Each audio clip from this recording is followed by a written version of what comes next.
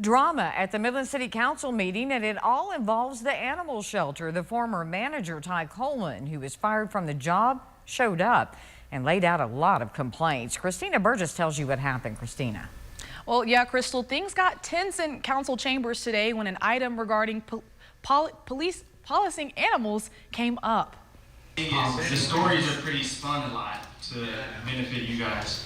Sure. Things got pretty heated this morning at Midland City Council. Once public comments were allowed on an item pertaining to policies at the Animal Services. What policies have been put in place?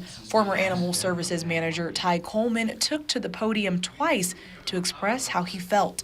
And I was questioning on what the policy is for animals that have been brought to the shelter, because we did have an animal that died in the city truck. And so when I found out about that, I was appalled, because when I was leadership there at the Animal Services Department, that wasn't a thing. As soon as an animal was picked up, it was brought to the shelter. We know how the heat is out here in West Texas, and those animals' vehicles do not have AC. Even though he was terminated months ago, he speaks on his time in the shelter and the need for policies. You know, there's no policies in place. That's the sad thing. When I got to the shelter, it was understaffed. There was not a single policy in place. Everybody was doing what they wanted to do. And so I'm having to make policies on the fly while working in the kennels with the staff because we're short-staffed. You know, I really hope that City Council realizes the need and how important Animal Services is to the community. Coleman was met with lots of responses from council members and city staff during his comments. When you address council, we ask that y'all address the agenda items and address us with respect and our staff. We are here to perform customer service for taxpayers professionally.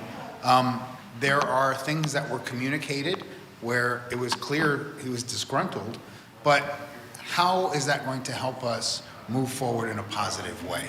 Coleman was not the only concerned resident to speak on this matter.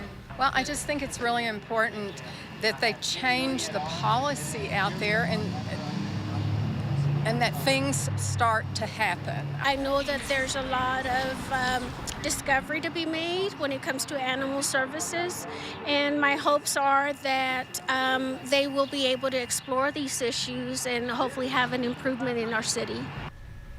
And now, after the discussion on the Midland Animal Shelter's policies, City Council did decide to not take any action. The city has discussed the plans before, but no one's agreed on any action. So now it's leaving it in the hands of the staff members at the shelter.